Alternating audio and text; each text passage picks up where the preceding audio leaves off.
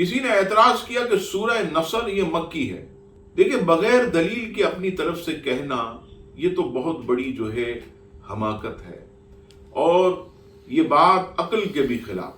سورہ نصر میں فتح و نصرت اور اللہ کی مدد کا مجدہ سنایا گیا، اور یہ ظاہر سی بات ہے مدینہ پاک میں ہی اللہ تبارک و تعالی نے یہ انعام فرمایا کہ حضور علیہ الصلوۃ والسلام سے فرمایا اذا جاء نصر اللہ والفتح، اے محبوب اب فتح و نصرت قریب آ گئی، اب لوگ تمہارے پاس جوک در جوک جو ہے وہ آتے رہیں گے. دنیا نے دیکھا کہ صرف چند سالوں میں سید عالم صلی اللہ تعالی علیہ وسلم کے پاس ایسی غلاموں کی کثرت ہوئی، اصحاب رسول اتنے بڑے کہ حجت الوداع کے موقع پر صرف اس حج میں 1.25 کم و بیش صحابہ کرام حضور علیہ الصلوۃ والسلام کا وہ مبارک خطبہ سن رہے تھے. تو سورہ نصر یہ مدنی ہے، اور فتح مکہ کے موقع پر یہ نازل ہوئی. تمام مفسرین تفسیر خازن پڑھی ہے، تفسیر جلالین پڑھی ہے، تمام مفسرین نے جو ہے